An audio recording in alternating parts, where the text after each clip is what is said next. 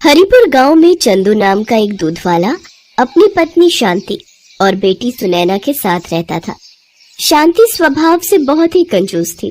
वो कभी भी किसी को 1 रुपया भी दान में नहीं देती थी। ओ सुनैना, ये दूध का भरा गिलास किसे देने जा रही है? माँ, वो एक बूढ़ी अम्मा दरवाजे पर खड़ी है, उन्हें बहुत भूख लगी है। माँ, हमारे पास तो बहुत सारा दूध है, मैंने सोचा थोड़ा सा दूध अम्मा को दे दूं। बड़ी आई गरीबों में फालतू का दूध बांटने वाली। ला इधर ला ये दूध का गिलास। पता है कितना महंगा दूध है ये? पाव भर दूध ऐसे ही दे दूं। और ये सब छोड़, तू जाकर ये मक्खन गांव में बेच कर आ। सुबह दूध बेचने गई तो मेरे पैरों में अभी तक दर्द हो रहा है। और कभी कोई कहे कि मक्खन के पैसे तेरे बापू को देंगे तो तू साफ बोल देना कि ये हिसाब अलग है और तेरे बापू अभी 8-10 दिन बाद ही शहर से लौटेंगे, तब तक इंतजार थोड़ी करेंगे। ठीक है माँ। सुनैना मक्खन बेचने चली जाती है। मक्खन ले लो मक्खन, ताजा ताजा मक्खन। अरे सुनैना बेटी, आज तू मक्खन बेचने आई है? सुबह दूध शांति दे गई थी। तेरे बापू घर पर नहीं है क्या? हाँ काकी, बापू कुछ दिनों के लिए शहर गए हैं। माँ सुबह दूध बेचने आई थी पर उनके पैरों में दर्द था, इसलिए अब मैं मक्खन बेचने निकली हूँ। अच्छा, ला 1 किलो मक्खन कर दे। और फिर इसी तरह सुनैना गांव में मक्खन बेचकर घर लौटी। उसके पास बहुत सारे पैसे थे। ये देखकर शांति खुश हो गई। अरे वाह, सुबह दूध की भी अच्छी कमाई हो गई और अब साथ ही साथ मक्खन भी बहुत अच्छे दामों में बिक गया।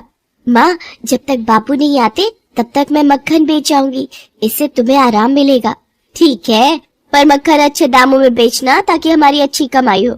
अब सुनैना रोज मक्खन बेचने जाने लगी। एक दिन सुनैना मक्खन बेचने जा रही थी। रास्ते में राधा कृष्ण मंदिर पड़ा। सुनैना कुछ देर आराम करने मंदिर की सीढ़ियों पर बैठ गई।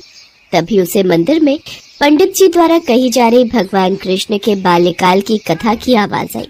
यशोदा मैया भगवान कृष्ण के लिए रोजाना माखन निकाल कर रखती, पर कृष्ण को माखन इतना प्रिय था कि वो अपने मित्रों के साथ गांव की गोपियों का भी माखन चुरा कर खा जाते थे।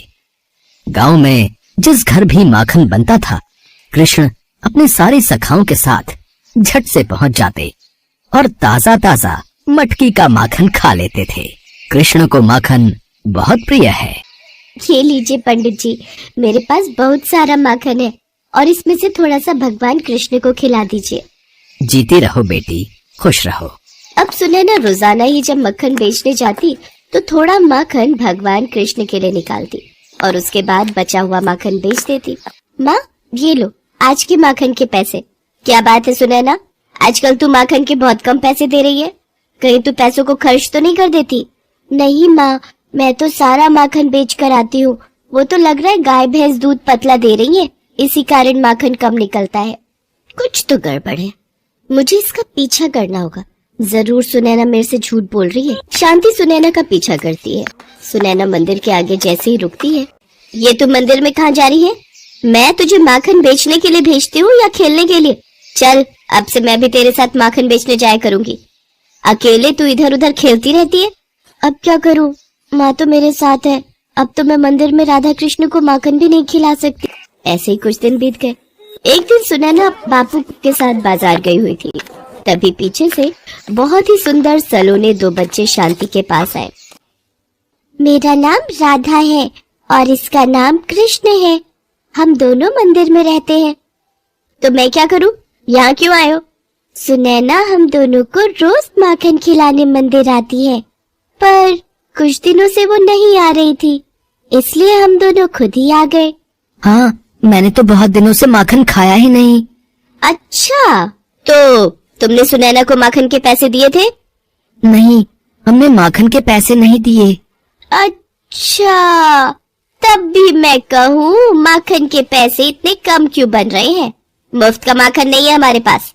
अगर तुम्हारे पास पैसे हैं तभी माखन मिलेगा। और हाँ, इतने दिनों से तुमने जो माखन खाया है ना, उसके भी पैसे मैं वसूल करके रहूंगी। लाओ पैसे दो। हमारे पास पैसे नहीं है। हाँ, ये हमारे पास सोने के कड़े हैं, आप ये रख लो। अरे वाह, माखन के बदले सोने के कड़े। ये तो सोने पर सुहागा वाली बात हो गई। हाँ, मैं तुम्हें अभी माखन देती हूँ। थोड़े से माखन के बदले उसे चमकते हुए वजनदार सोने के कड़े मिल गए थे। कुछ देर बाद चंदू और सुनैना वापस लौटते हैं। शांति उन्हें सोने के कड़े दिखाती है। वो कड़े देखकर सुनैना चौंक जाती है। माँ, ये तो राधा कृष्ण के हाथों के कड़े हैं। मंदिर में उनकी जो मूर्ति है उसमें राधा कृष्ण ने ये कड़े पहने हुए हैं। तुमने ये क्या कर दिया माँ? राधा कृष्ण खुद माखन खाने आए थे और तुमने उनसे ये कड़े ले लिए। शांति, भगवान तो प्रेम के भूखे हैं। तुमने माखन भगवान को बेच दिया। इतनी कंजूसी और इतना लालच अच्छी बात नहीं शांति। तुमने भगवान से भी कंजूसी करनी नहीं छोड़ी। राधा कृष्ण बच्चों के रूप में तुम्हारे पास आए थे। वो थोड़ा सा माखन ही तो मांग रहे थे। बहुत गलत किया तुमने शांति, बहुत गलत। वो तो भगवान थे। किसी साधारण बच्चे के साथ भी तुम्हें ऐसा व्यवहार नहीं करना चाहिए। बच्चे भी भगवान का रूप होते हैं। मैंने ये क्या कर दिया? मैंने राधा कृष्ण को माखन बेच दिया, जबकि मैं जानती थी इस सोने के कड़े के दाम ज्यादा है। मैंने उन्हें साधारण बच्चे समझकर लूट लिया। हे भगवान, मुझे क्षमा कर दो, मुझसे पाप हो गया। सुनैना, सुनैना, चल बेटी, मंदिर ले चल। मैं राधा कृष्ण से क्षमा मांगकर उनके हाथों में खुद ये कड़े पहनाऊंगी। शांति चंदू और सुनैना के साथ राधा कृष्ण मंदिर में जाती है। मेरी भूल क्षमा कर दो भगवान, मुझसे गलती हो गई, मुझे दर्शन दो। हे राधा कृष्ण, मुझे दर्शन दो।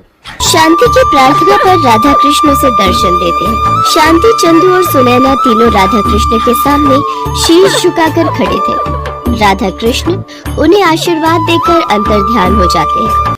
उस दिन से शांति ने कंजूसी करना छोड़ दिया। जय हो।